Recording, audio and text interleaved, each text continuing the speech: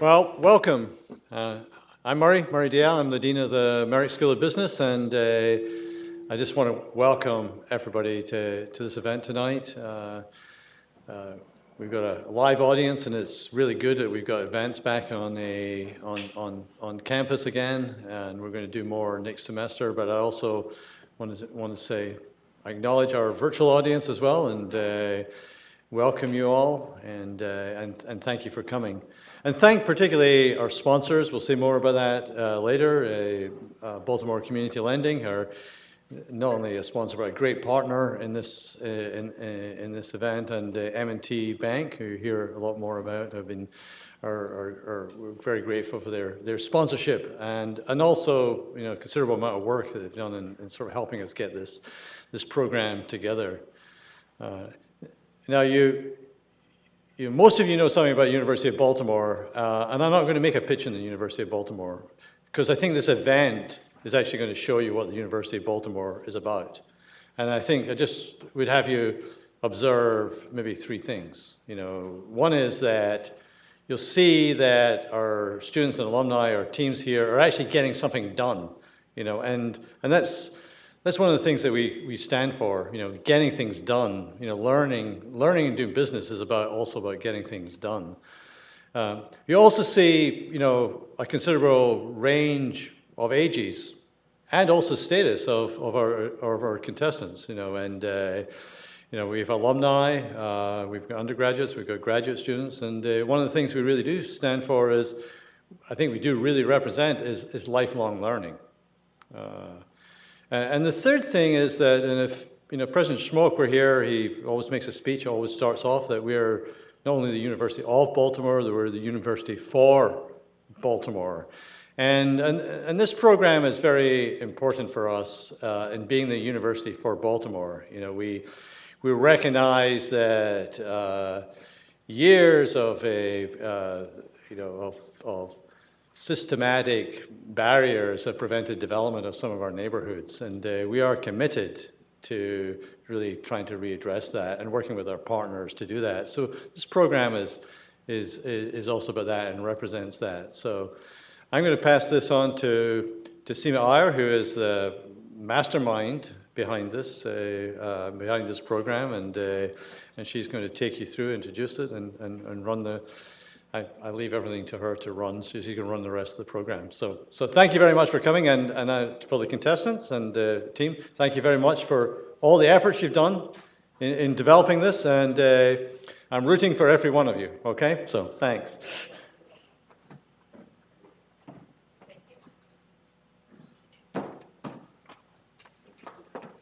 Thank you so much, Dean DL, and so good to see all of you.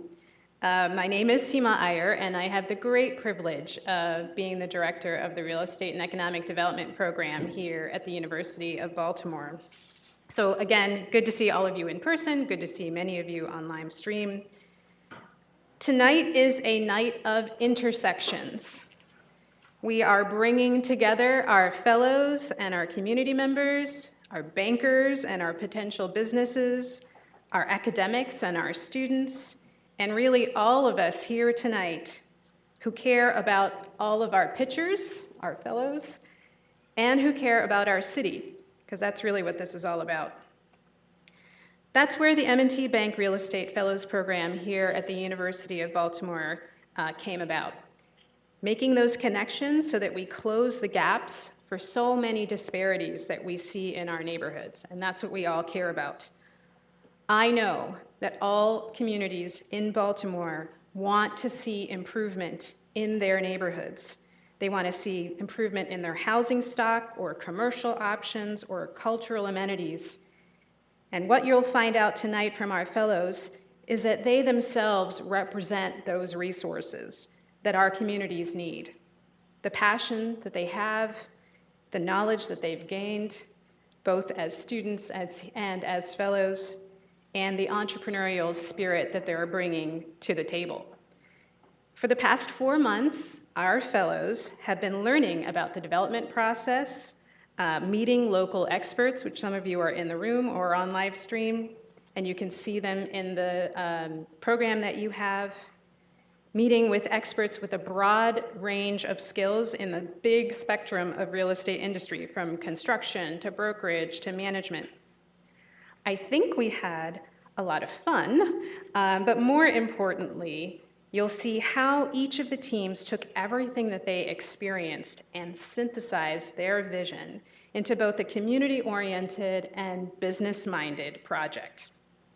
We will all be better off for having witnessed this night.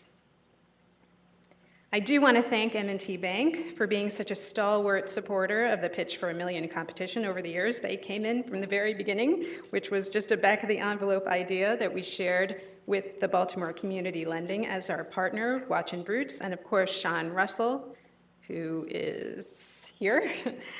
Sean spent every session that we had together with our fellows, and just imagine if you want to become a developer and you have access to a senior loan officer for 10 weeks, what you could get done. I also want to thank the Neighborhood Design Center and Sophie Morley and Carla Brent. I don't know if Carla's here. I think Sophie's online, for spending so much time with our fellows on their designs. Thanks to Hiro Amano, I don't know how anything gets done without you, and the team at Open Range for making sure that this is a seamless hybrid event. There's so much planning that goes on to the technology. It's amazing. And thanks to so many units here at the University of Baltimore. The Dean's Office has been very supportive. The foundation team, Leslie Joyce, has been fully supportive of the fellowship program.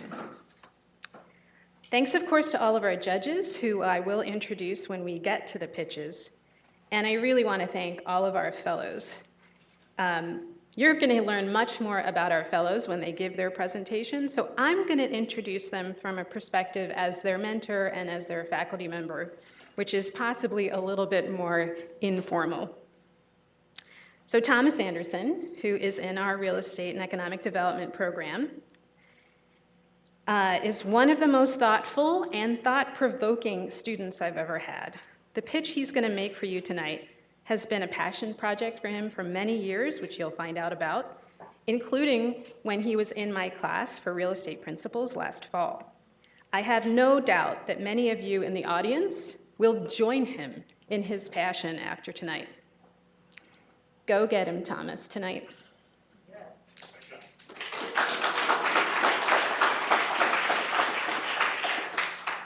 Bob Izuma is a master's candidate in global affairs and human security.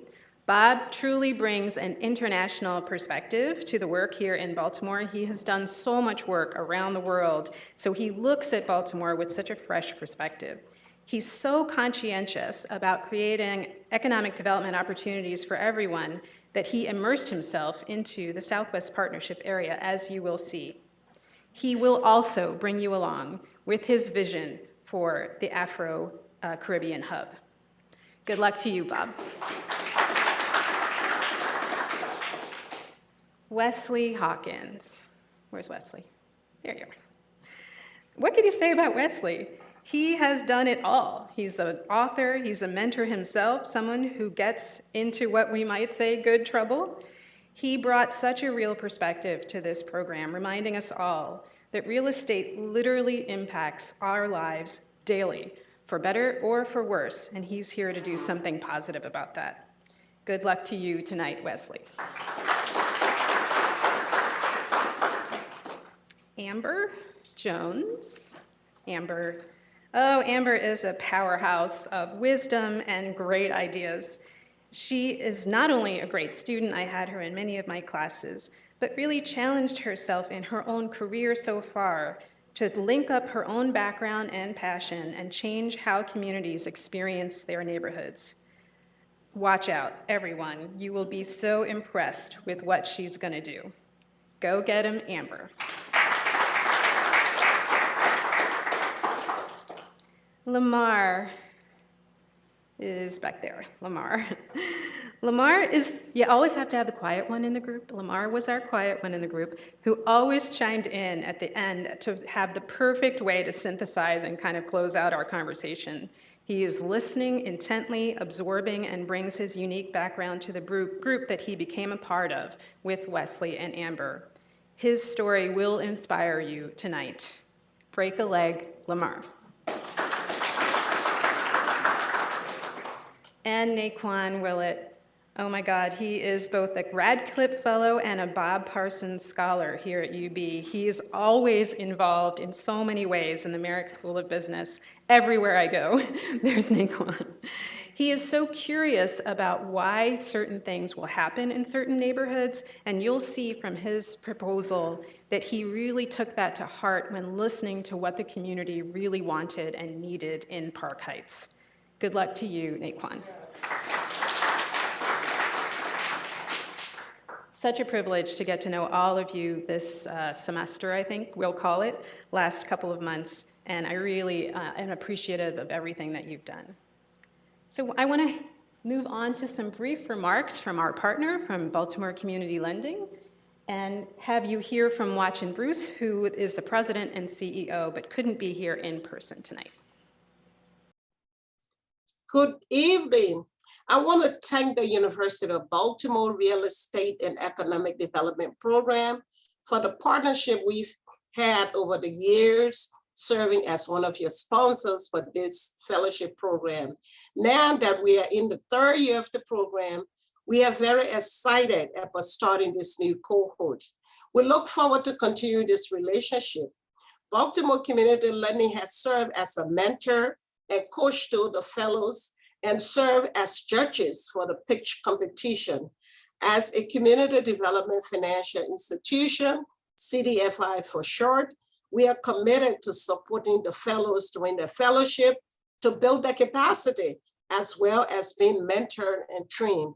We are equally committed to supporting the graduates to ensure their continued success and access to Baltimore Community Lending's financial resources. So with that, we thank you very much for the opportunity to continue sponsoring this program that will make a big difference in the lives of the fellows and our community at large. Welcome again, and congratulations to this year's fellows. Thank you.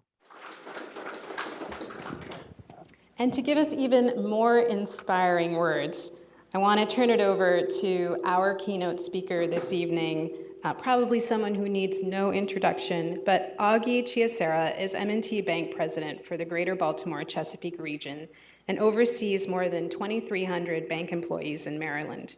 Mr. Chiesera completed his bachelor's degree from the School of Management at Boston University and then a master's in business administration from the University of Chicago. He joined M&T Bank as a toddler in 1993 and worked his way up to where he is today, regional president in 2013. Thank you so much for being here, and thanks for your support.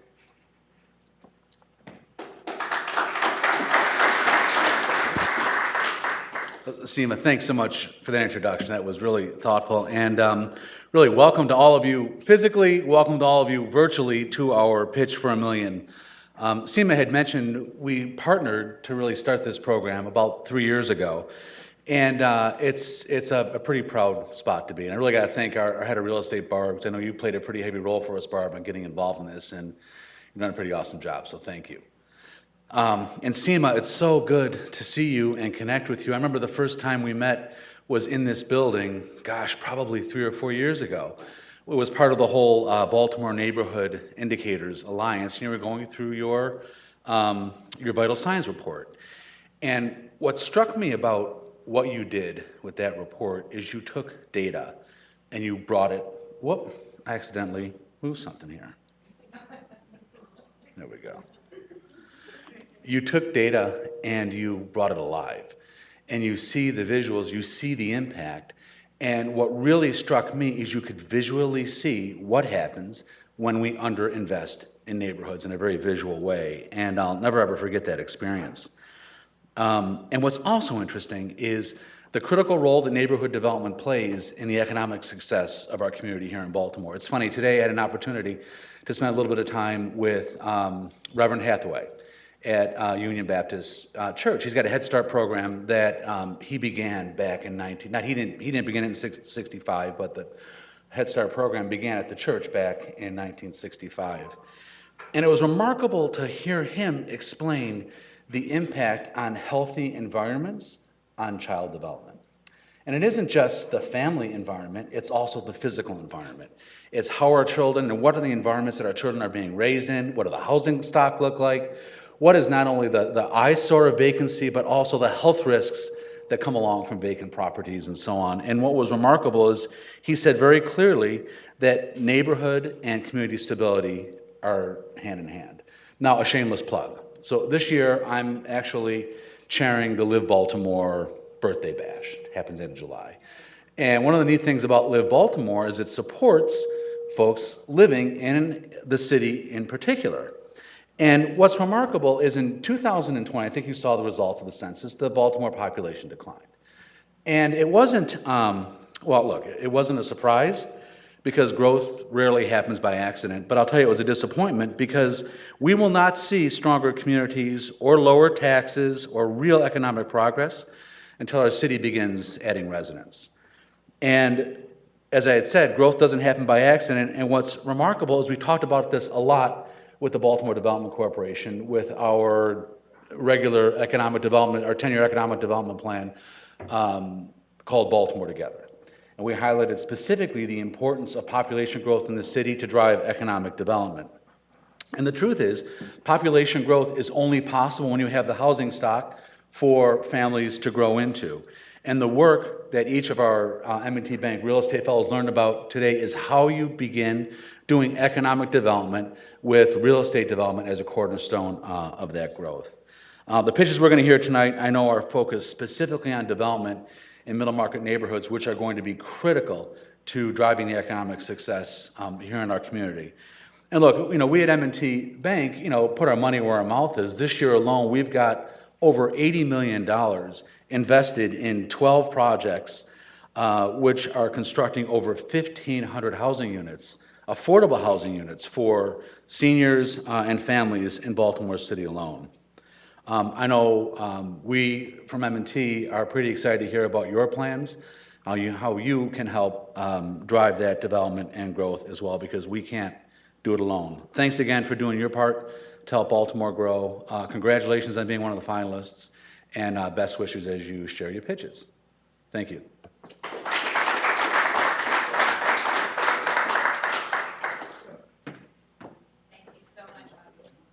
It's so funny, Augie, that you actually heard me give that vital signs speech, because you never know. You never know who's going to hear it, what it's going to do. For those of you that don't know, I wear two hats here. I oversee the real estate program, which is the academic side of what I do, but I also oversee the Baltimore Neighborhood Indicators Alliance.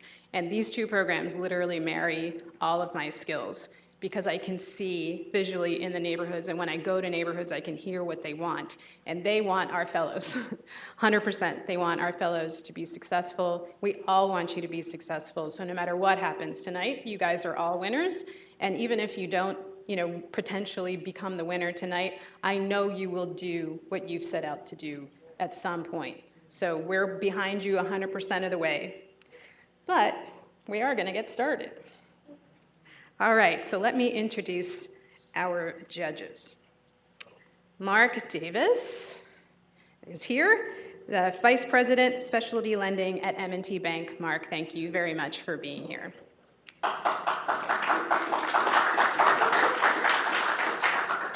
Scott Dempsey at the other end is the Vice President, Senior Vice President and Associate Director for Affordable Housing Vertical M&T Bank. Thank you, Scott, for being here. Tony Gross is Senior Vice President for JLL and also a member of the BCL board. Barb Simmons is Group Vice President at M&T Bank and also a member of our Real Estate Advisory Board. Thank you. Zed Smith is COO of the Cordish Company and a member of the Dean's Advisory Board here at Merrick School of Business. Clarence Snug is Chief Operating Officer for Baltimore Community Lending. And Sid Roros is Senior Vice President at M&T Bank. Thank you, Sid, for being here. All right, so let me explain what's going to happen. Everybody ready? Sit down, get comfortable. We're going to get started. Each of our fellows is going to have 10 minutes. I'm going to be sitting there with a little 1-minute warning and your time is up warning. They have practice, they're going to do it, they're going to be awesome.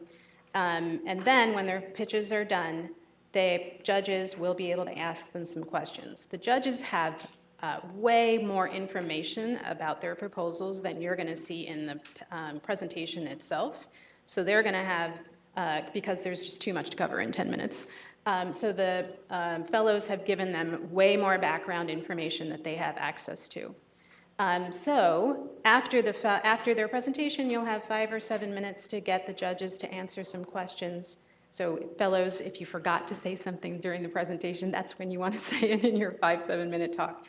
Once the pitches are over, all of us are going to go outside, and we're all going to eat, and the judges are going to stay in here. And while we're doing out there in the reception, we invite you all to join us. They will be deliberating on who's going to be the 2022 winner. So, without further ado, Thomas, you were the first one that got picked out of the hat, so go get him.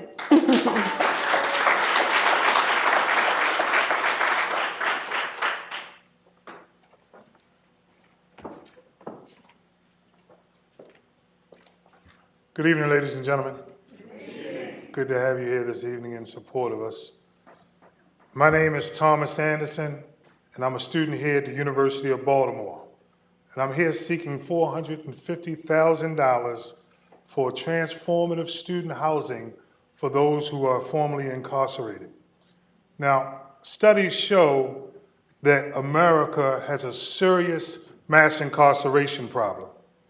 In fact, 2.2 million people is presently behind prison bars in America today. America spends $81 billion annually for mass incarceration.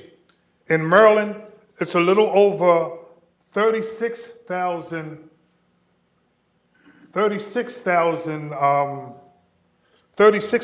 people that's presently incarcerated. Now, 68% of them just so happen to be black. 68%. Now, there are two major reasons why mass incarceration is so prevalent today. That is the lack of education and the abject poverty. Understand that just like a snake bite, when you want a cure for a snake bite, you find that cure in the snake. The problem or the solution to the problem of mass incarceration is found in the problem itself. Education is very, very powerful.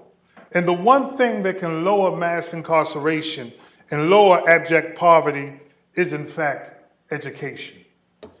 Now, the higher your education is, the lower the recidivism rate. The higher your education is, the higher income potential you are able to make. Education is key to lowering recidivism in mass incarceration. Unfortunately, legislation has realized that. And in 2020, the legislation, federal and state, has passed bills to allow Pell Grants to be used by those who are presently incarcerated. That means by 2023, 463,000 people who are incarcerated will have access to the Pell Grant. And Maryland has allowed 7 schools to enter into the Pell Grant system, into the prison system, to teach those students who desires higher learning. Now, many of these students will be released before they actually receive their degree, which might create another problem, because oftentimes when they are released, they don't have a conducive environment to go to so that they can continue their academic career. That's where the manumission house comes in. The manumission house is not a transitional house, but transformative housing, student housing for those who desire to continue their education upon release. We would like to build our first manumission house in the Oliver community.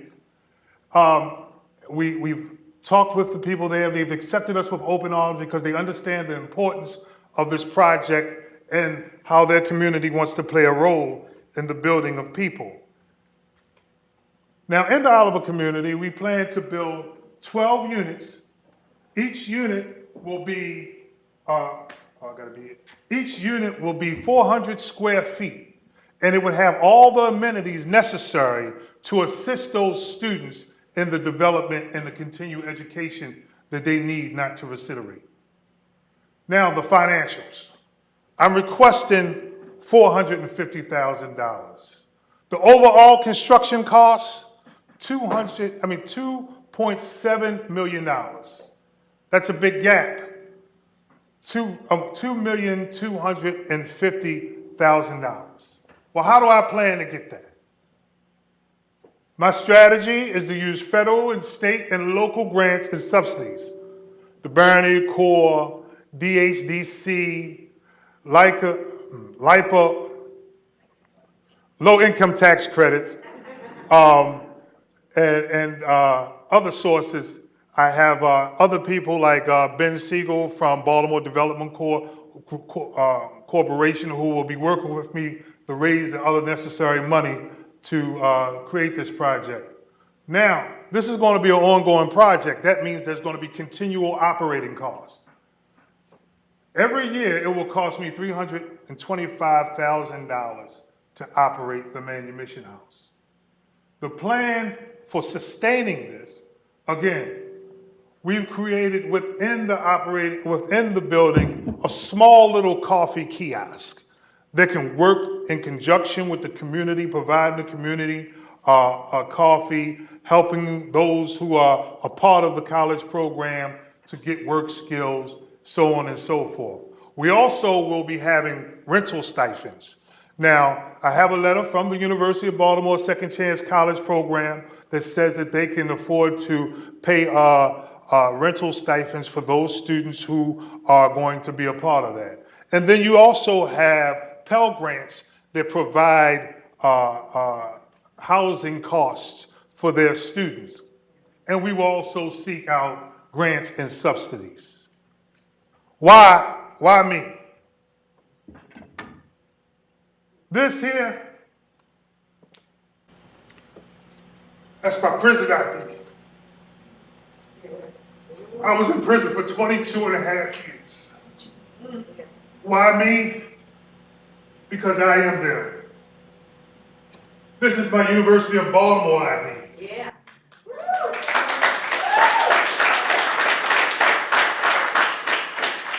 Why me? Because I know the pain that they feel being in prison and wanting a chance to make something out of their life. Why me? Because my past pains have created me for this purpose. But I stand on this stage, I don't stand alone. I have supporters, seawall developers. They're gonna walk me through every step of the process. Neighborhood design centers help me with the floor plans. Thomas Donnelly, my lawyer, he's right out here in the audience. Community, the People's Association community, right there holding the camera. We have the Baltimore Development Corporation. UB, Goucher, and Towson all wrote letters on my behalf saying that their students will come. Southwest Builders will be the contractor to help build. Therapeutic Wellness Services will be the mental health service for every resident that comes through that program. Black Butterfly will help those who desire to be entrepreneurs to get started. I have a group of people, of supporters, that's willing to put their hand to the plow and help me get to where I need to go for these people and not for me. And so I thank you for this opportunity. If I had the $10,000, I would spend it on legal fees, thanks to my lawyer. I would spend it on legal fees, architectural design, and pre-development. Thank you very much.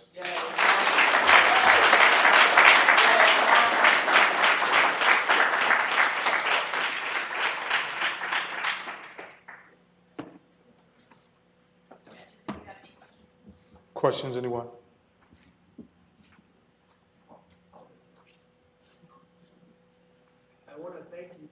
making me look up the definition of recidivism. I didn't know what it was Oh, until I read this. So thank you for that. So there is a need, obviously, that's going to like kick in July of 2023. Correct. And you're talking about 400,000+ people, you know, Across this for country.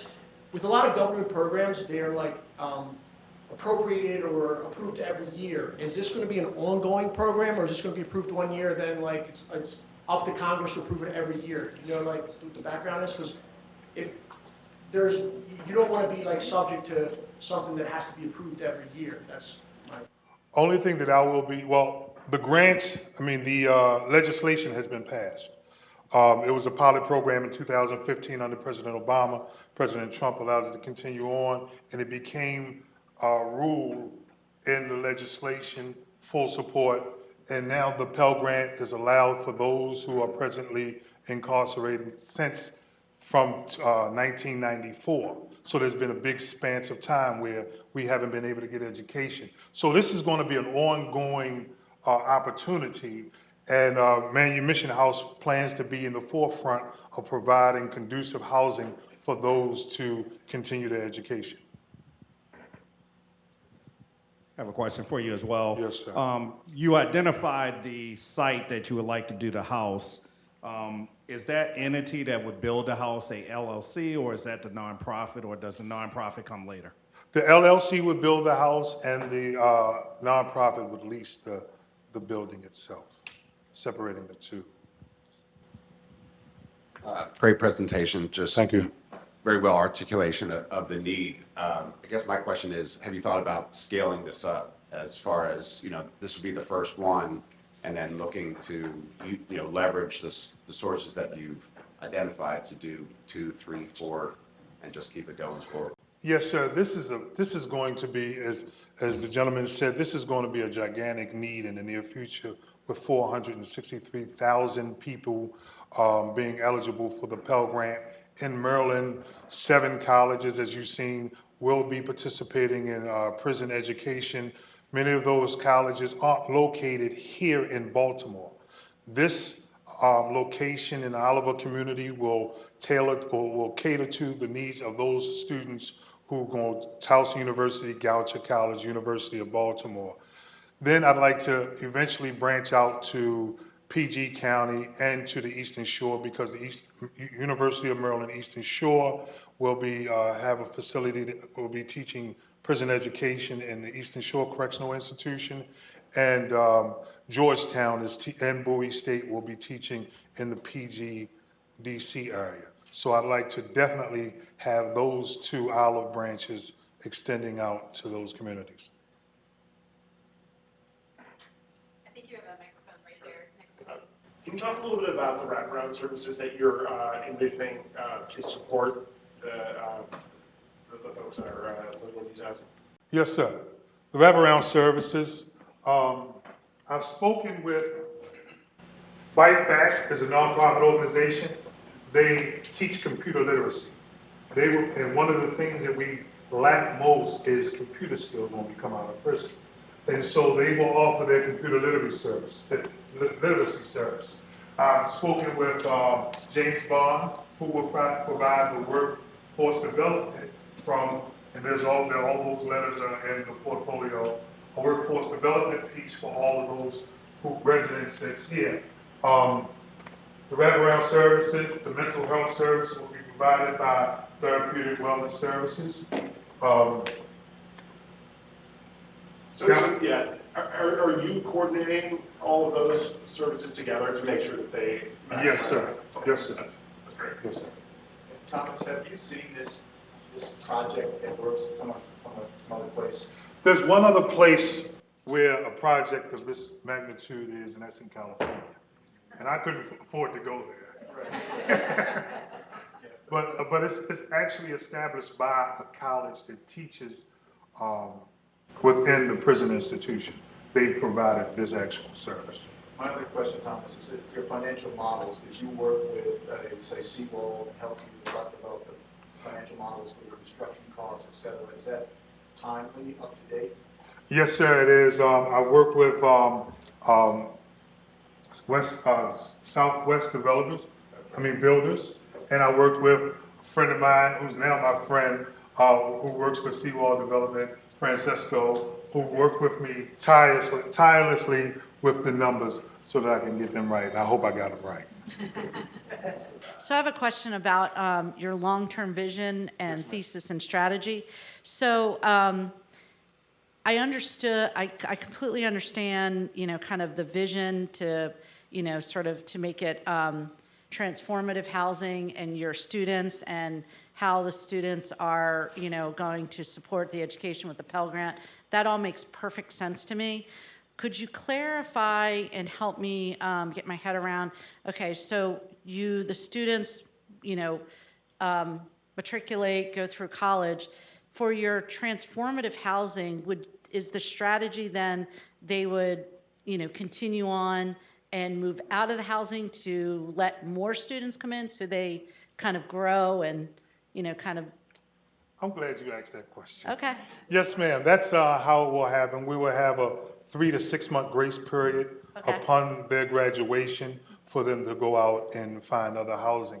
Now, ultimately, because I want to be in real estate development as well, I like to develop apartments where once they matriculate out of the program, they can acquire an apartment there, because there's no place more discriminative than in applying for rent or an apartment somewhere. When a criminal record comes up, they're automatically disqualified for an apartment. So I would like to be able to provide an opportunity for them to also have a place to live once they graduate from college and matriculate out of the program.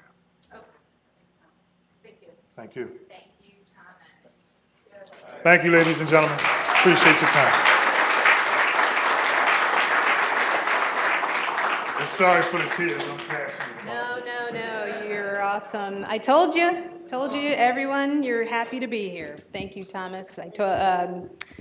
Yeah, it speaks for himself. All right, judges are going to take a few minutes just to regroup yourselves, and we're going to get ready for Naquan. But I'm going to do a show and dance before I move out and just talk about who's in the room. So the best thing about the cohort project is that we now have 3 cohorts. So we have a couple of folks from prior cohorts in the room. I know Tiffany. Tiffany's here. Hello, Tiffany. Winner of our 2019 award. So if when we're all eating in the back, talk to her about the awesome stuff that she's been doing since 2019. Judges, good?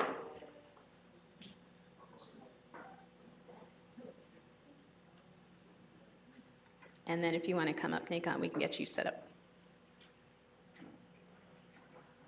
Go for it. All right. Hi, everybody. My name is Naquan Willett. I'm the founder of Viable Impact Development Solutions, and my proposed project is the Park Heights Cultural Center.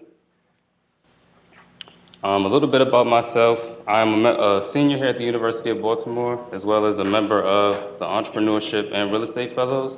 I'm also a member of Sigma Nu Trois, which is an honor society of student entrepreneurs that are held to the highest standard of ethics, integrity, and transparency in the practice of entrepreneurship. Previously, I've assisted in the renovation and management of a 63-unit apartment complex in Washington, D.C., where I basically gained my passion for development, as well as the understanding that city to city, neighborhood to neighborhood, communities face unique challenges that require unique solutions that implement community input, needs, and desires. A little bit about the community in the past. Park Heights was once the beneficiary of the streetcar industry. Its convenient positioning in Baltimore gave its neighborhoods and retail amenities easy accessibility to people going to and from work.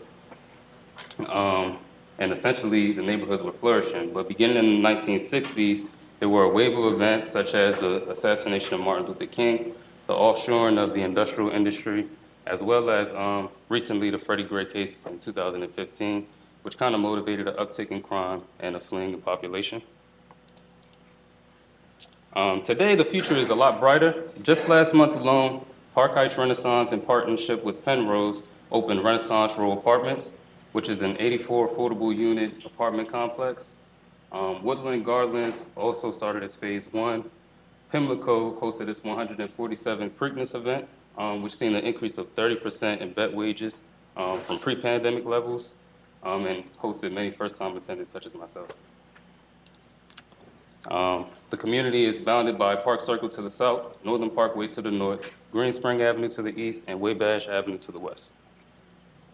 This is a quick analysis of the market from a 1 mile, 3 mile, and 5 mile radius of our target lot. And this is the target lot where the Park Heights Cultural Center will be developed. It's a central location to the Park Heights community. It's 12 minutes from downtown, walking distance from the new Renaissance Road development I just spoke of. And ultimately, it will provide a convenient location for community residents.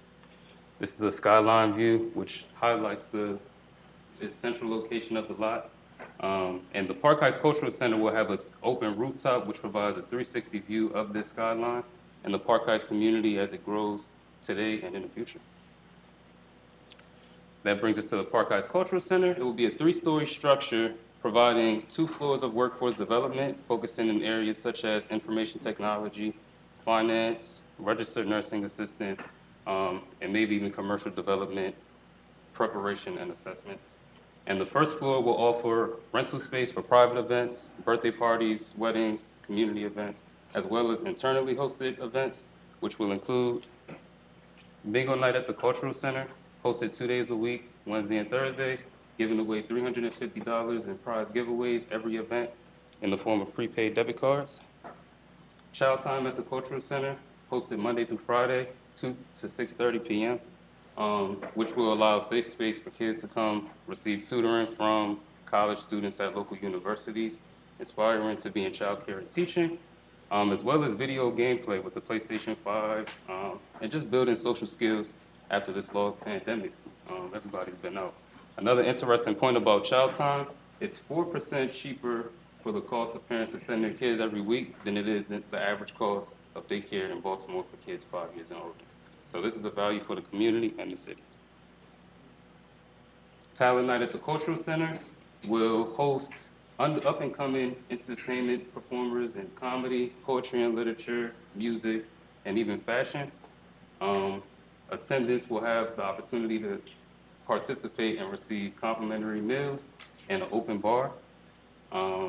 And small businesses will also have the opportunity to advertise either on our stage, podiums, or during intermission of entertainment performances, give a pitch of their products and services. Sip and Paint at the Cultural Center will be a unique, fun sip and paint experience. With your ticket comes complimentary drinks for sip. And it's just a good time for individuals and couples to come and enjoy sip and paint. Last is Game Day at the Cultural Center.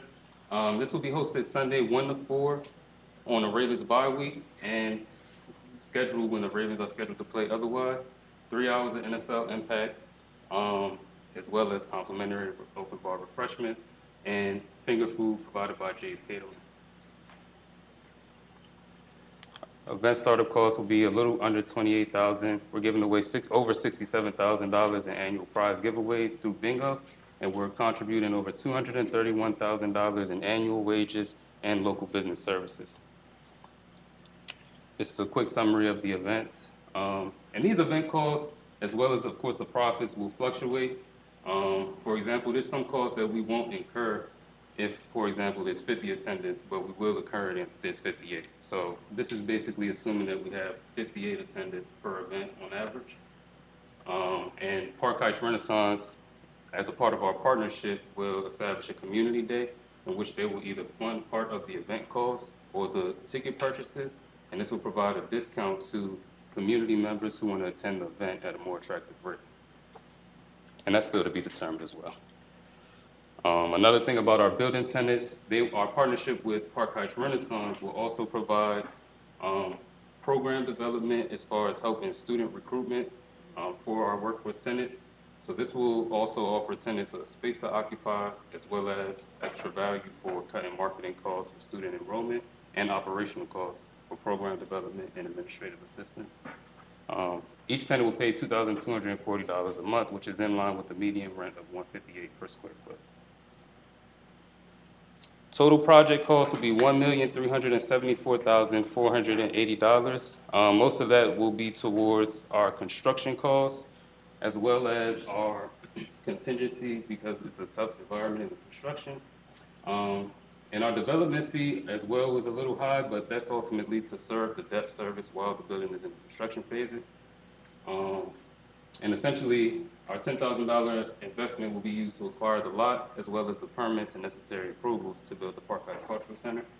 And we're gonna receive investment from Park Heights Renaissance, grant funding from the 9 programs you see listed here. And that will bring our notes payable to a little under $990,000 at a 6% interest rate. Our annual mortgage expense is shown there. Real quick, I'll get into the phase 1 meeting, the phase 1. In phase 1, by July 10th, we plan to be like in the approval and the review phases. And realistically, we think we'll be finished with the whole project by July 17, 2023. We've already started part of the phase 1, so we're already kind of in the processes. This is our 6-year pro forma. Just like a quick summary on this, our operating income year 1 before debt service will be $160,000, a little over that, and net income will be a little over $51,000. This doesn't include the advertising of small businesses and the fact that we will use the rooftop as additional rental space. And based on these numbers, by year 5, based on our operating income before debt service, we could sell the building a little over $1.6 million and offer the investor buying the building a 12% cap rate, and that's significantly higher than the average. Partners, advisors, and contacts. I'm gonna show this brief because I think I'm running out of time. Park Heights Renaissance, biggest partner, they're gonna play a lot of roles. And essentially, every partner here plays a major role in each phase of the construction process. And some partners play a huge role in every part of the construction process. Morris and Richie will help with architectural drawings, and the list goes on, but we can talk more about that later. Project collateral, we have sample surveys from the community here. Everyone kind of had mixed ideas of what the building should offer, but everyone kind of agreed workforce development and a space for people to come that's productive, positive, and allows for a good time. This is a letter of interest / engagement from Park Heights Renaissance, essentially highlighting our ability to take different community stakeholders, bring their different ideas together to create a valuable project that will be feasible in the long term. This is a community asset map, just showing all of the things that's going on in Park Heights, because I just don't have enough time to cover it here in 10 minutes. Who's ready to invest in the Renaissance?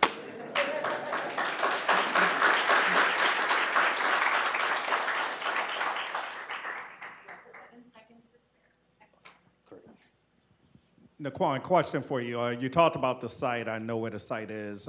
You had an $8,000 acquisition cost. How did you determine that number? That's basically through the conversation with like Park Heights Renaissance. It's not really an exact quote, but I'm confident with our community connection that we'll be able to acquire it at that cost. A lot of it is, sorry about that, a lot of that is a process and like proving to the people who are selling you the lot that you have community backing, so. For you. In your startup costs, you've got a down payment of $385. How do you propose to come up with that as this project goes along? Right. So our partnership with Park Heights Renaissance, they will be doing the applying for the $375,000, and those are the 9 programs you see listed there. They're going to apply for those and then use it to fund our project. The $10,000 comes from here tonight if we win this competition. Okay, I see now. I understand. All right, thank you. No problem. Quick question. Great presentation. Thank you. You know, childcare is obviously a huge need. I was just curious, and you know, it can be difficult with insurance and these other things. Have you thought about partnering with other organizations like a Boys and Girls Club or something like that? Yeah, I would definitely prefer that actually. I wouldn't want to go through the whole process of getting the permit, but I'm willing to do it because it is a need. But if we could partner up with Boys and Girls, C.C. Jackson Recreation Centers in the community, as well as the Tawanda Recreation Center, if they're willing to help, we'll partner up with them. So yeah, definitely. So, Mr. Willett, thank you very much for your vision for Park Heights. We really do appreciate it. I think you mentioned on the survey document, it shows on the event summary, that there are 5 event categories that are sort of driving the operation of the center. I wanted to try to understand how you selected those, but more importantly, I want to understand the assumptions that were made under the frequency, because those are some big numbers. I think it totals 549 activities in a year, and that's a big number. And so, you know, you start right out in year 1 at that level. So I'm trying to understand, sort of size that up with what the community said it needed and how much real demand there is that would generate that much activity. That's a great point. We had to keep everything kind of consistent just to be conservative with the financial modeling.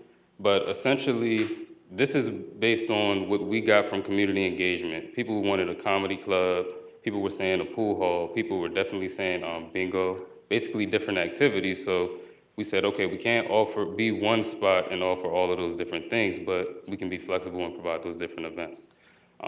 So as far as like coming up with the costs and the frequency, the costs are based on basically us getting different vendor quotes and things of that nature, but the frequency is more so just to have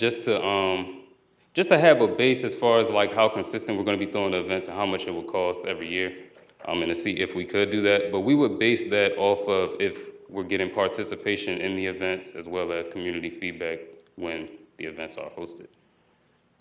And also it won't, even if we throw these events, some of these event costs are based on attendance. So if we have, as far like 20 attendance, that cost will go down like significantly as well. But there's certain costs that are like attendance based too, per attendant. I hope that answers your question. No problem. One more question? If I could continue on with what Clarence started. So, you know, his focal point is, you know, vendors and frequency and, you know, how frequent these events. So if you could kind of continue this and translate that thought into your pro forma. So to be very specific, you have a year 1 pro forma that is showing annual venue space revenue. So help me understand, is that rent from your selected tenants, or are these admission costs? These are admission costs, admission revenue, and then if you see below vacancy, that's like the actual cost incurred to host that event. And then we have net revenue, which is after the costs are taken away from hosting those events. So annual venue space revenue is attendance revenue. And then with the bingo event specifically, attendance will come with a buy-in of 4 bingo cards. So you may see $15 attendance cost, but essentially each attendant will pay $27 because they're going to participate in bingo as well. So there's going to be a requirement to buy the bingo cards. Okay, so their admission and that, so their admission cost and that sort of assimilates with your other chart of frequency and events. Is that? Yeah, exactly. The event summary, it's actually all connected in the spreadsheet. We have a question. One more. Are you from this area? I'm not from Baltimore. You're not. Well, that's a strike against you. No, I've learned that. So have you talked to any banks as far as the loan? And what kind of feedback have you gotten? I've spoken to Innovative Works. They said that they love they usually invest in projects of this nature, but really nothing too serious. I've also entertained like going the opportunity zone route, because like with our finances, if we had like a preferred dividend rate, we can kind of cut our debt service. Like if we had a preferred dividend of like 8%, for example, that would like cut our debt service. So we have entertained it, but we're really just committed to what we've been offered. This is a great opportunity from BCL, so we've been just disciplined on this. Thank you, Naquan. Thank you, everybody.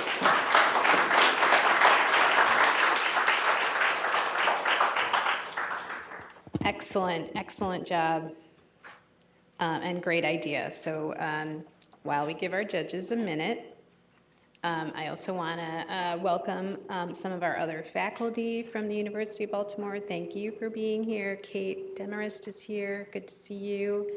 Obviously, our dean is here.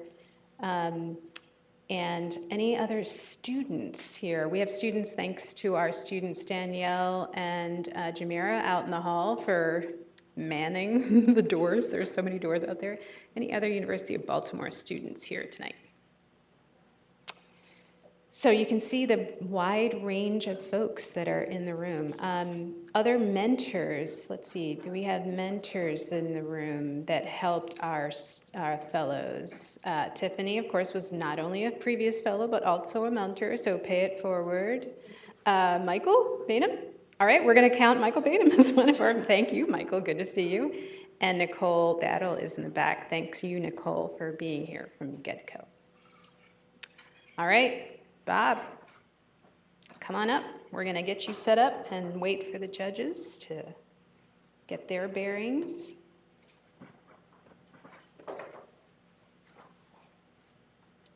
All right, judges, are we good? Okay. Everybody, Bob Izuma. Good luck. Thank you. Hi, everyone. Good evening, ladies and gentlemen. Great to be here. As you can see from my slides, I'm going to present on the African Caribbean Food Hub. That is my proposal. And that is exactly where I envision that to be situated, 1411 Baltimore Street. That is everybody should take note, that is the new African Caribbean Food Hub coming soon.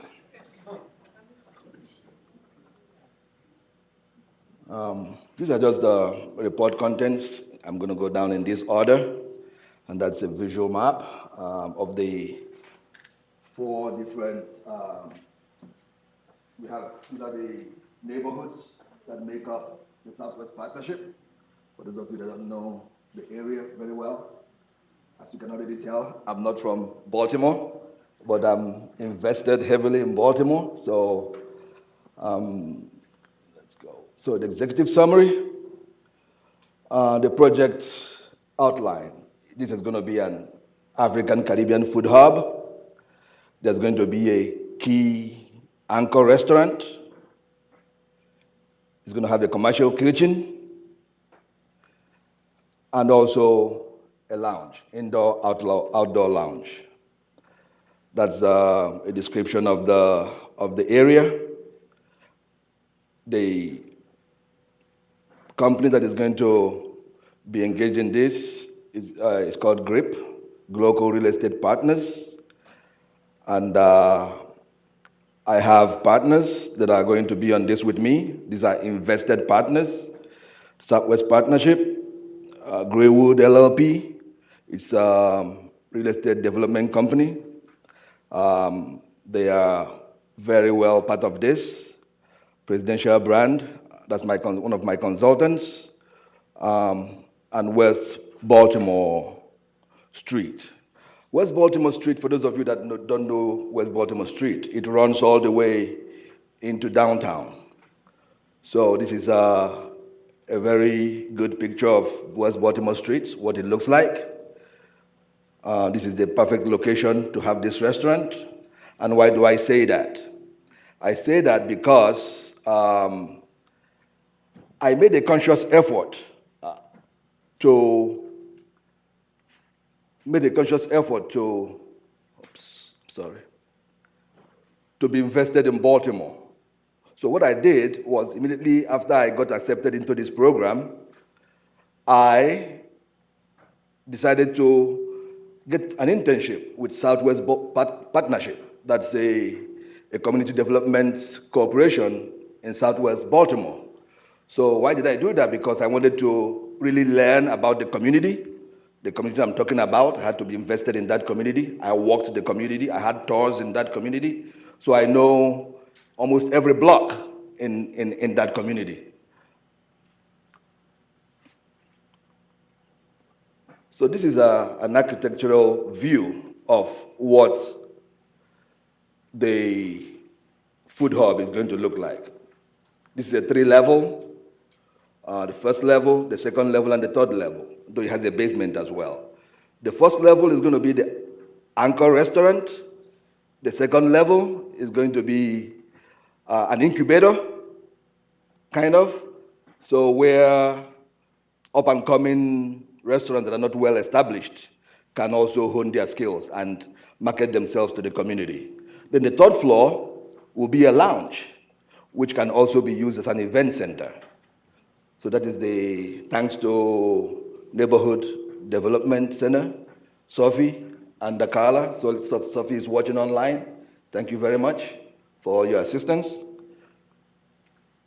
So these are some other architectural renderings of what it's going to look like.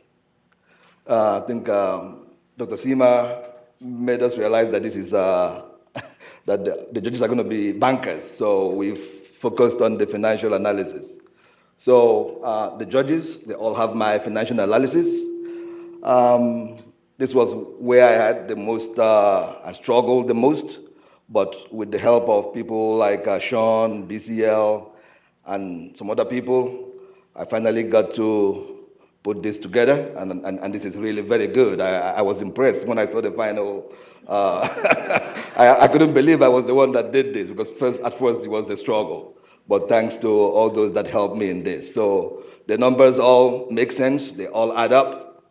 I can explain them with any questions asked. I know the numbers. So there was an error in this one, so I told Seema, I'm going to give you guys the update, the judges. So instead of 100,000 there's going to be 500,000. So these are the rents and assumptions, how I'm going to make the money, to pay the cash flows, to pay back the loan. The market overview. These are a good demographic of the area, the racial demographics and the rest of them, because they say picture is more than 1,000 words. So I decided to put all this together so that people can actually see the indicators. West Baltimore is pretty much in two neighborhoods, Union Square and Franklin Square. Those are the two neighborhoods that are kind of cut across West Baltimore. So this is the age pyramid, and that's Union Square right there. This is Franklin Square. That's the age pyramid as well, and that's the neighborhood.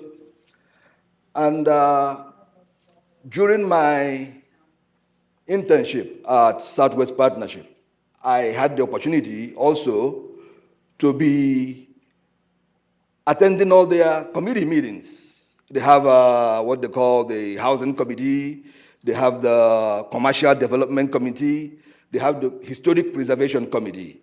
So I actually take the minutes of all these committees. I attend all their meetings, and I take the minutes. So I have an insight on what goes on in all these committees and what goes on in Southwest Baltimore.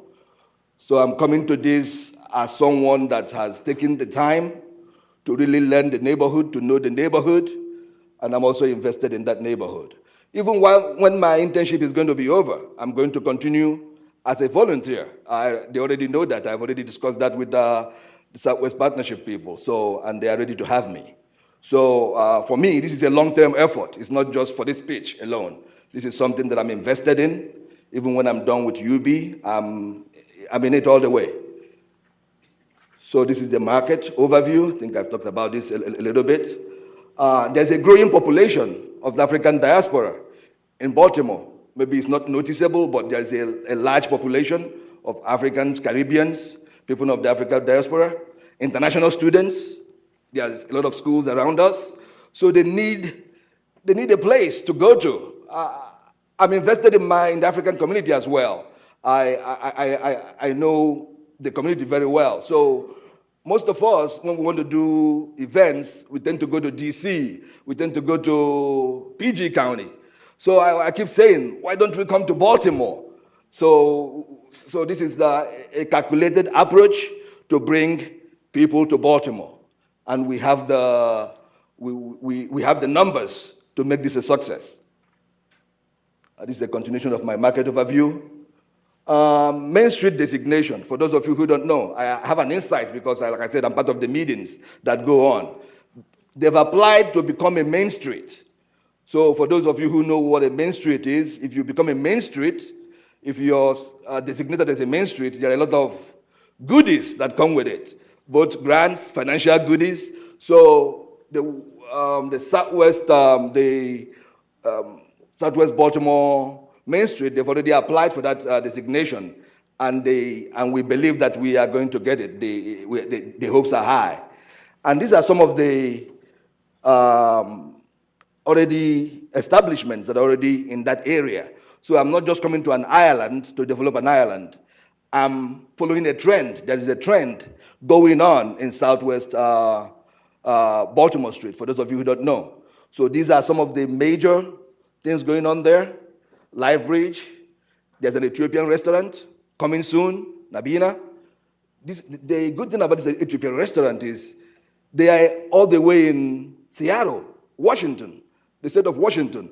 So this is going to be their second location. So just figure that. Think about that for a minute. Franchise all the way in Washington. So for those of us who don't appreciate Baltimore, there's a lot of things going on here. So the Blue Line Cafe is coming in winter 2022, as you can see. Ethiopian restaurant is coming. The Lord Baltimore, actually there's an RFQ. I was part of that RFQ. There's an RFQ that have gone out by Southwest Partnership to develop the Lord Baltimore Theater. So there are a lot of good things happening in that area. So I just want everybody to come and be part of that fun. These are already established, the Biopark, of course, you know that, and the Hollins Market. The first day I went through the Hollins Market, it was really cool. So I invite for those of you who haven't gone there to just go around the neighborhood. A lot of things are happening. Good things. Like I said, I'm an intern at Southwest Partnership. That is what they do. And that's the West Baltimore Street, Main Street. Those are my partners. Actually, the business development manager of that area, he's really been of tremendous help. So Curtis, I know you're watching. Thank you so much. Curtis Edie. A lot of sleepless nights trying to get these things put together. So these are other snapshots of West Baltimore. You can see a lot of stabilization going on. Okay. And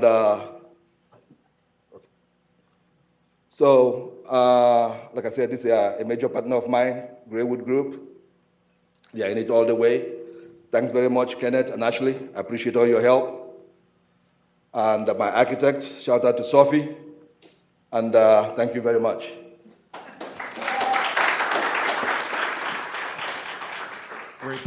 Great presentation. Of course, the real estate broker keeps asking about acquisition costs and zoning. So I didn't hear you mention how you would get site control. How much do you anticipate paying for the acquisition of the building, and is it zoned for your use?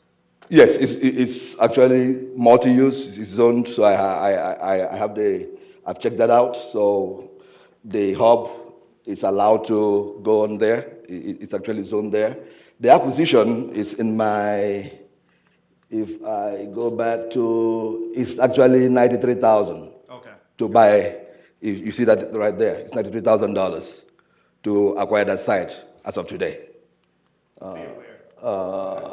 Right there. Excuse me.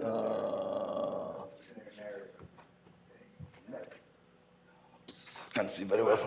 You see it, sir? Okay, that's right. Other thing before I pass the mic is I'm going to tease you a little bit. On the third floor, it's 1,200 square feet. You said you could get 200 people there. That's like 6 inches per person. So I just want to make sure you get your numbers right. They have an outside patio as well. Still not getting 200 people. And also I forgot to mention, if you look at the pictures, if you look at my #1 pictures, the first picture I showed, there is a lot right here. There's an open lot. You can see that. That was part of acquisition. We're going to acquire that too. So that's going to be part of the outdoor We're going to organize that for people can sit outside. So that will be an extra source of income. I had just a follow-up question on that, your cash flow and the financial statement. For the rehab, you were showing $70,000 per year in rehab costs. So I was just curious, are you thinking of having ongoing rehab, or is that all going to be done? If you check, that's just that is not including the electrical engineers. So when you total it, it's more than that.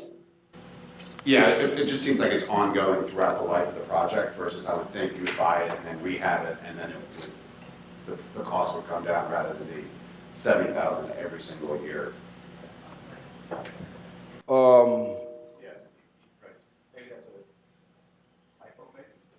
No, it's not.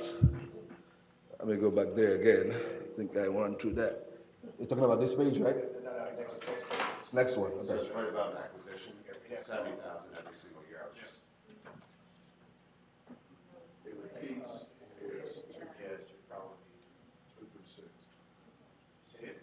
Yeah. Rehab is 70,000. Yes. So that's the rehab cost. That is the cost for rehabilitation. So if you spread it across each year. I see. Yes, so your actual rehab cost is actually greater, but you spread it out. Correct. Okay. Did you develop a budget, like a total cost budget of what it's going to truly cost you as opposed to how you're going to pay for it? Yes, honestly, it's going to cost around $425K. That is about what it's going to cost from all when I talk to the developers, to the contractors, to all the people I talk to.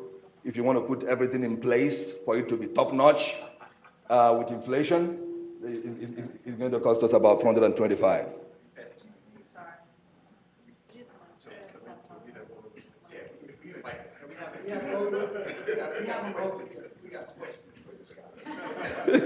I forgot to. Hey, Bob, just going back, you've got $500,000 in debt. You're saying your project's basically $600,000, right? Acquisition costs plus $500 in debt. So where is all this money going? Because you also have a line item for rehab costs for $70,000 a year. The $500,000 that I'm asking is what I'm asking my lender so that I cover all my costs, pretty much. That's what I'm asking the lender, knowing fully well that the lender is not going to lend me all that I asked for. That's one of the things we learned in the program. That's my ask, but I know the lender is not going to pretty much give me the whole 500. So some of them are going to come from me in the form of equity. Believe it or not, as I'm talking, I already told, they thought I'm crazy, like Curtis. I told him, I said, I have 25,000 in I'm going to put my own money. I put my money where my mouth is. So like I said earlier, I'm not in this just for presentation purposes. I'm also all in. So I understand that the lender is not going to give me all the money that I asked for, but I've already made adequate provisions to make sure whatever the difference is, I have it. I would just challenge you on the financial model because it sounds like you're double dipping here. If I were an investor, so you've got a line item for $70,000 for ongoing rehab costs, but you also have debt service on $500,000. Okay. Okay. My second question is regarding you've got a lot of revenue tied up in these events, the event lease, almost $430,000. What kind of events, and have you done some market studies on that? Because that's the make or break here, is those events. Yes, I have actually. At first, this wasn't supposed to be, the space upstairs was supposed to be for something else. But during my dry run pitch, the feedback I got was I should look for something more financially viable that can give me more money to cover my, yes. So after talking with my architect, we decided to make that a lounge on purpose because we know that as a lounge and as a bar, you're making money, but it's also an event space. So let's say In the African community, for example, there's no weekend that there's no activity going on, one form of activity or the other. We like to celebrate a lot of events. For those of you that are kind of connected to my community, a baby, for example, if you have a baby, it's a big celebration. Everybody comes in, everybody celebrates it. Any little thing, the smallest thing is a celebration. It happens every day in DC, it happens in PG County. This summer alone, I've gone to 3 events already. So that attraction in my business attraction model, I'm convincing people, instead of going to PG County or going to Hyattsville, come to Baltimore City. So the events are not, my problem is if there are going to be a lot of events and I can't even cover all the events. So the problem I have is not a lack of events. I think my problem will be whether I can handle all the events. I'm just going to turn your question around. Yes.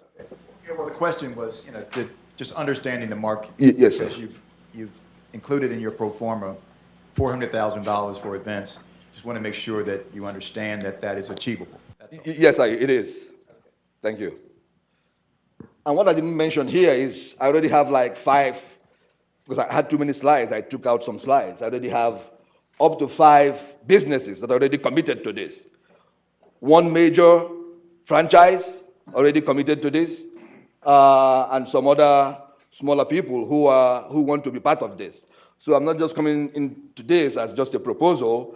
Like I told Dr. Sima during our classes, I'm already talking to would-be tenants that have shown a lot of interest in being part of this.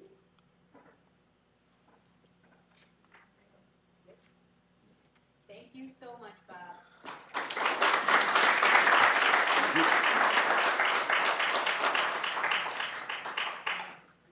I think we all want to go to an Afro-Caribbean food hub right now. And we all want to go to those parties that Bob goes to. I want to go to events.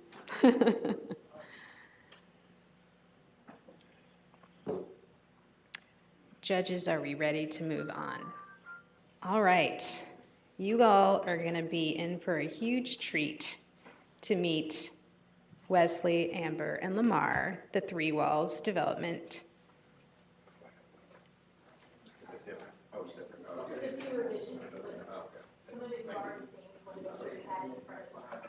Nice to meet you. Thank you. Thank you.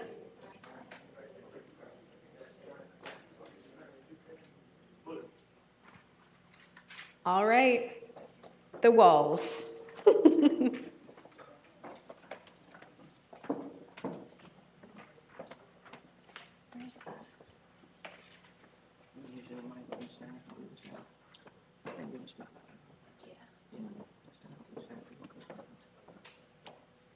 Good evening, everyone. My name is Lamar Purnell. These are my partners, Wesley Hawkins and Amber Jones. And we are Three Walls Development. What is Three Walls Development? Three Walls Development is a minority-owned community development firm founded by Baltimore City natives who are also East Baltimore residents and graduates of the University of Baltimore. Our team consists of Amber Jones, Director of Real Estate Development, Lamar Purnell, Director of Operations and Business Development, and Wesley Hawkins, Director of Strategic Partnership and Outreach. Three Walls Development holds a combined experience of community engagement, real estate development, and business management. So why Three Walls Development? Well, as far as the name, I know some of you are probably wondering, isn't there four walls? Well, Three Walls has several meanings. The first meaning, it refers to the names of the members of Three Walls Development, which is Wesley, Amber, and Lamar. And I know we're missing the L, but you get the gist of it, right? Secondly, it stands for the many vacant homes in Baltimore City that are missing that fourth wall that stabilizes the home. And lastly, there's a concept in theater that refers to a fourth wall that separates the audience from the performers. However, in our case, the community is the fourth wall. We want to make sure that they are involved in every part of the process, because how can you actually serve a community if you don't know what they want or what they need? So that leads us into our mission and values. Three Walls Development mission is to build a vibrant, sustainable communities by taking a holistic approach to ensure communities have what they need in order to thrive in their community. Three Wall Development core values are collaboration, awareness, respect, and execution. And now, my partner Wesley Hawkins will speak a little bit more about why we chose Broadway East community. So why Broadway East? We chose Broadway East because every last one of us have a connection to that community. Myself, I lived in that same community. I grew up on those same blocks. My brothers, my sisters, my mother actually owned a home within Broadway East. However, my mother, my siblings, and other people from my community were displaced and a part of the people who were forced out of that community. So I actually made a pledge to not only myself, but my family, my friends, my community. And I said one day I will always come back to this community and I will either be a homeowner or an investor. I decided that I'll keep that commitment. My partner Amber not only works in that community, but Amber's father grew up on that same exact block. He spent the first 12 years of his life on that community, on that same block that we're working on. Now my partner Lamar is only 5 minutes of walking distance.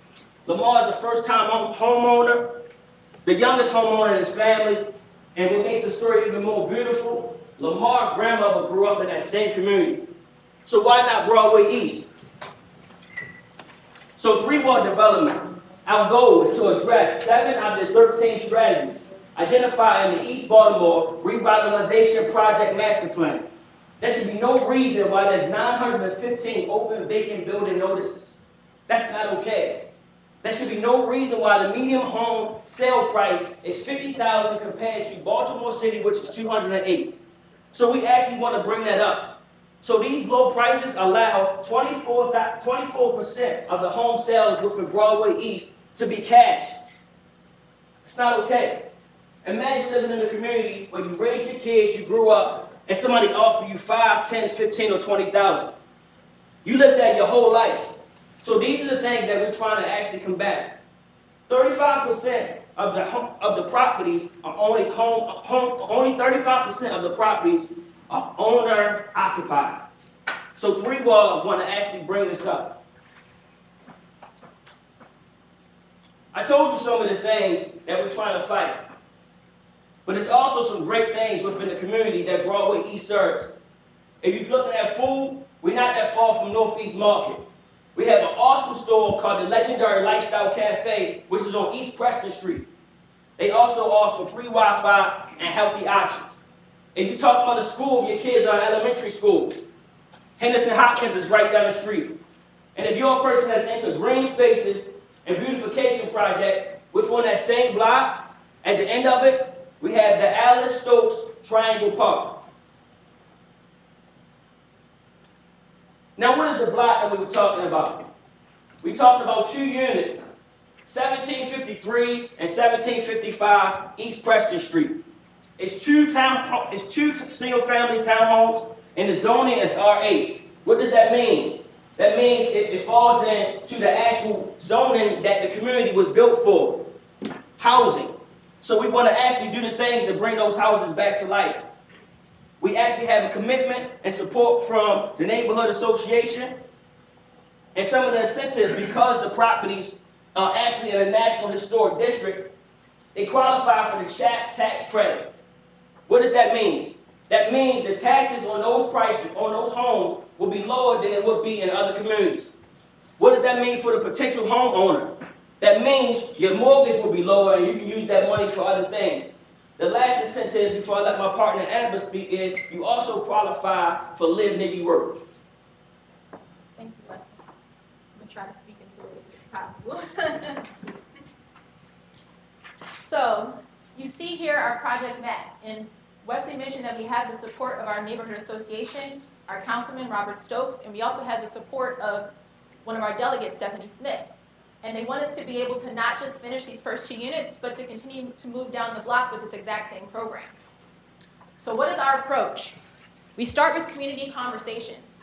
All these stakeholders here, we want to understand their perspective, and we want to understand what they're already doing so that we can work with them to come up with a win-win scenario for all parties involved.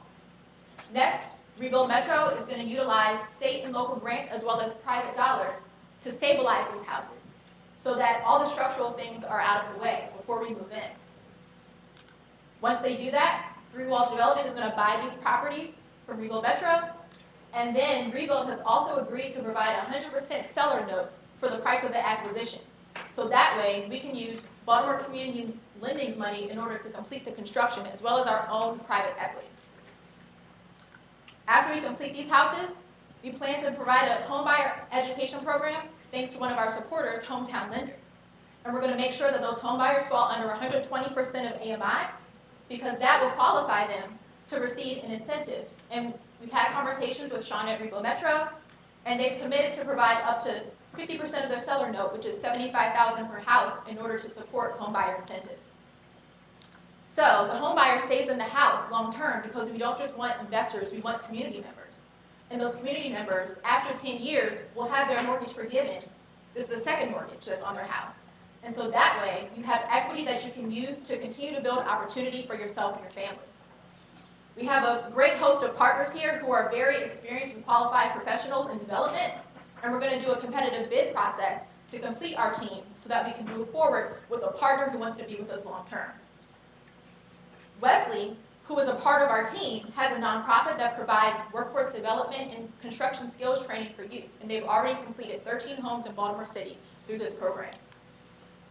Here are our floor plans showing our design concept, and we're currently working on getting the final design, but we want to make sure we can get in a third bedroom because that provides more livable space, but it also creates an opportunity for a home buyer to have additional income by renting out their basement. Here are market comparables showing an average sales price of $255,000. Now this is not the stats that we talked about earlier. These are homes that have actually been completed and renovated, and that price is moving up. Here are our sources and uses. You see here where we've highlighted where your money is going.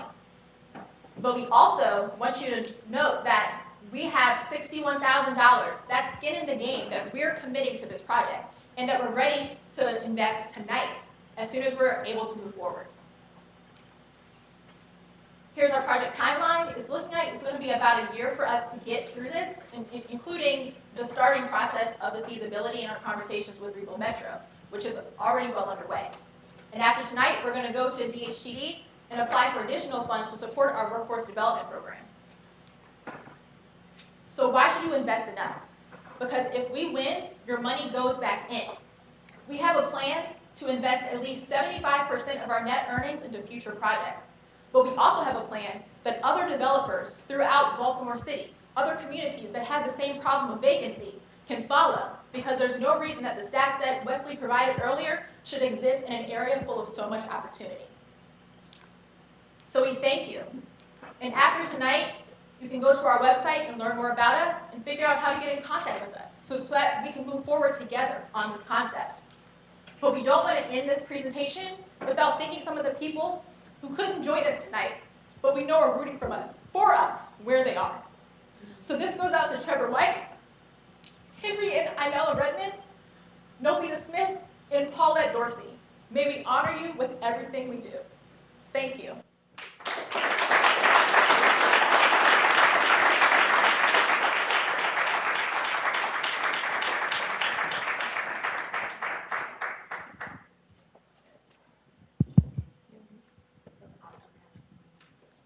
You were the first group that addressed the acquisition question, so I won't ask it. But I did notice that you are trying to get the third bedroom in the basement, but the schematic did not have a closet. Baltimore City rules, you must have a closet for it to be a bedroom. So. Yes. Thank you for pointing that out. Since you passed the microphone, I'll say great job, guys, and the way it flowed. And as a banker, I just want to compliment you on the contingency that you have and the construction interest. That's great. That's all I want to say. Thank you. And mine, and similar to Sid, great job. Very, very, very well thought. Great teamwork. Like that was very, engaging. Compliment, besides what Sid was talking about, you all putting sort of, as you sort of referred to it, skin in the game.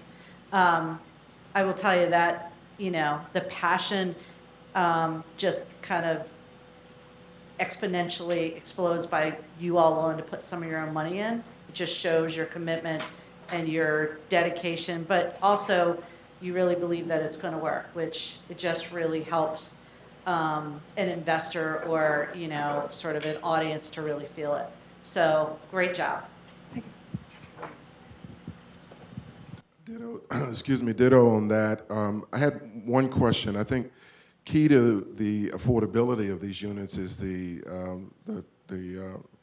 transaction that you have with Rebuild Metro and the forgiveness of a portion of the acquisition cost. So I want to try to understand that relationship and maybe how the numbers work, because I think the acquisition cost was for the 2 units was $306,000, and I'm assuming that they stabilize the property first and then you go into further improvements, but I don't want to assume. So why don't you share with me how that works, and then a portion of that is going to be will be potential for forgiveness over the life of I guess some period of time. So that allows you to reach the target audience that you talked about in your write-up. So that's what I'm looking for. Exactly. So thank you for that question.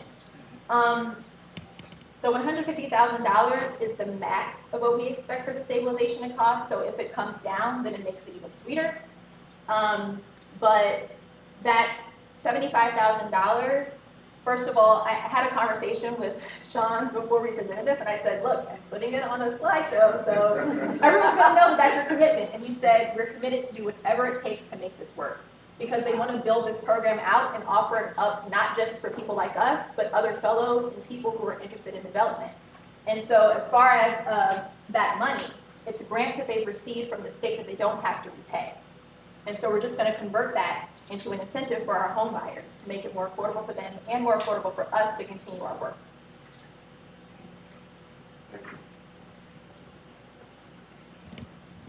Sorry, just have one more. Have you researched, when you're dealing with some forgiveness of debt and all the provisions, have you verified and researched that you had mentioned a homeowner could rent a 3rd bedroom? Have you really confirmed that a homeowner can use it as an sort of investment, earn income, but also get debt forgiven? That is the only, thing that just sounded a little off to me.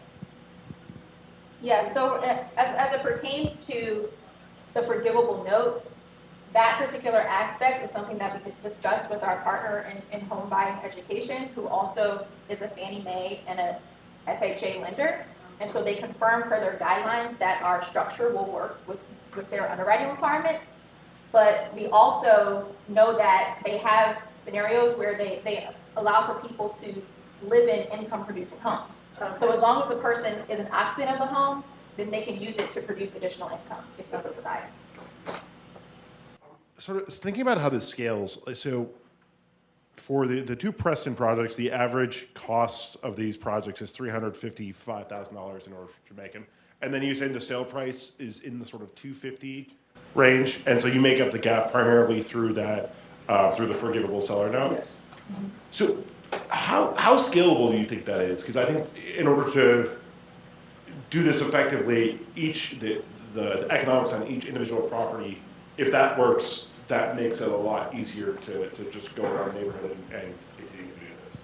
So yeah, I was just wondering if there's is this a type of project that you could scale a similar process in another type of neighborhood? Yeah. Yeah. Or with the neighborhood. Yeah, and so there are actually quite a few, there are a few CDCs in Baltimore City that are pretty strong and that receive a lot of grant dollars. But the challenge that they're having is that the grant dollars aren't enough to cover the full cost of what it takes to build the home. So we're bringing in the rest of that capital, but we're also hoping as we grow that we can become our own general contractor, for example, because that will certainly help with some of our costs. And we're also studying to become realtors so that we won't have the sales commission costs. And so as we grow our program over time, we're hoping to take off some of those other costs so that we can really focus in on just the true cost to construct the homes. And a part of what we're doing is because we have almost 16,000 vacant properties in the city of Baltimore. So you have to kind of think outside of the box to try to help bring up that medium home sale value. So we're trying to collaborate as much as possible, along with putting our own skin in the game so we can get the projects done. No, I commend you for finding all the resources available to solve problems. Thank you. I got one more question. So it looked like based on the photos that you are focused on 1753 and 1755. but based on the photo, 1751 looked like it's vacant. Is that part of your plan to acquire that? Is it vacant? No. No, it's not. Okay. Is it? Okay, because on the picture, it looks okay. So we're glad that you brought that up because it is several vacants that's on that street. And when we essentially went to rebuild to try to acquire we wanted to acquire more than 2 properties, essentially like 4 or 6. But, you know, they said, let's see how you all do with 2. Then, you know, hopefully once we get done, when we get done with this 2, then we move on to the other properties as well. Just word to the wise, nobody wants to buy or rent near a vacant. So if you're buying near vacant, you got to get all the vacants around. And that's the problem. So Preston Street is almost already done. It's like 6 left. I actually own and operate and rent out a property on Preston Street as well. So we talking about we have skin in the game. We actually have other properties around there that we're trying to bring up the investment in the community. So we all in. We want to point out that Rebuild has site control of all the vacants that remain on that block. And so when they're stabilizing these units, they're also going to be stabilizing the rest. So they'll essentially be ready for someone to move in. That's important though. Yeah. One thing I would just caution about on the forgiveness of debt, just sometimes for tax purposes, that's considered income. So so then you all of a sudden could have a huge tax bill pop up for that forgiveness. So just make sure you vet that out so that you're not like have a surprise tax bill when you think you're done. So. Thank you. Thank you, 3 Walls. Why don't you guys stay up here, and Thomas and Naquan and Bob, come on up. And let's give all of our fellows an amazing round of applause. You guys did amazing.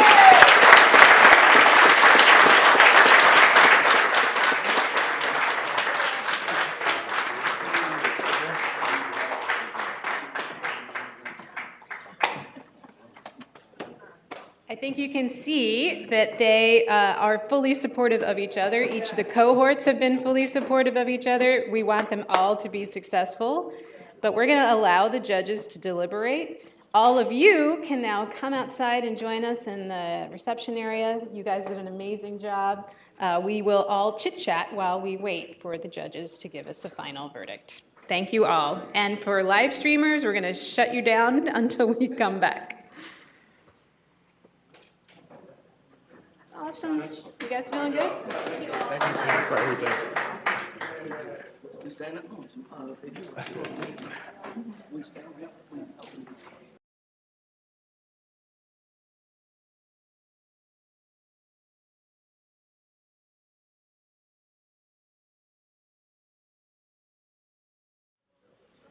All right, give it up for all our fellows. Woo!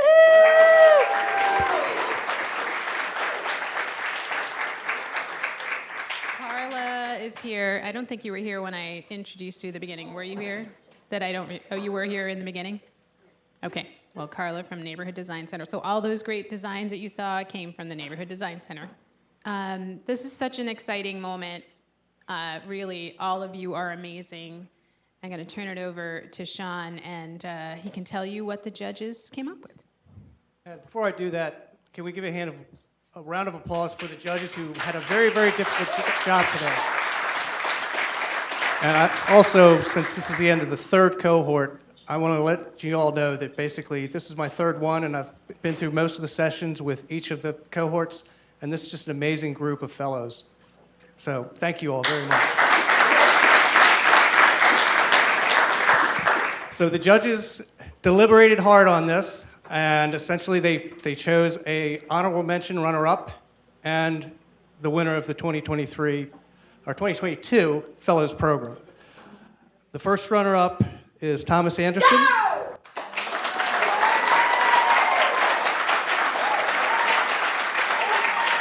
The Manu Mission House. Congratulations. And the winner of the 2022 Fellows Pitch Competition is 3 Walls Development.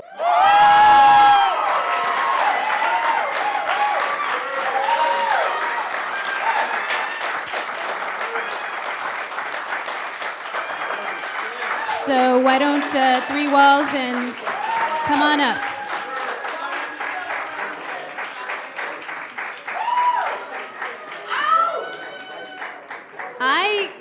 Don't give it up yet, y'all, because I got to tell you how much money they want. Come on up. Join me when we talk about money. Come on up here too, Thomas.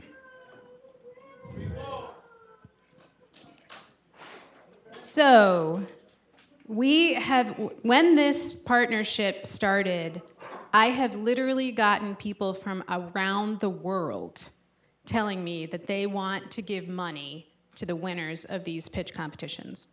So we don't just have $10,000 to give away. We've got $20,000 to give away. And so for you, Thomas, you will get $5,000 as seed money to your idea. Maybe you can even take that trip to California and go see what they do there and bring it back here to Baltimore. Congratulations. And to Three Walls, you're gonna get $15,000 to get yourself started. What an amazing night. Thank you all for being here. Please join me as we keep moving out. Congratulations to all our fellows. Congratulations to Bob and Naquan. You did an amazing job too. And let's hear it for our next cohort in 2023. Thank you, Sean. Thank you, BCL. Thanks to all our judges. I did want to mention that Makita Thompson is here from our second cohort. Tiffany's here. Tiffany sold her property in 2 hours, thanks to Makita, who ended up being her broker. So it's all in the family now. All 3 cohorts, we're all here to support you. Congratulations.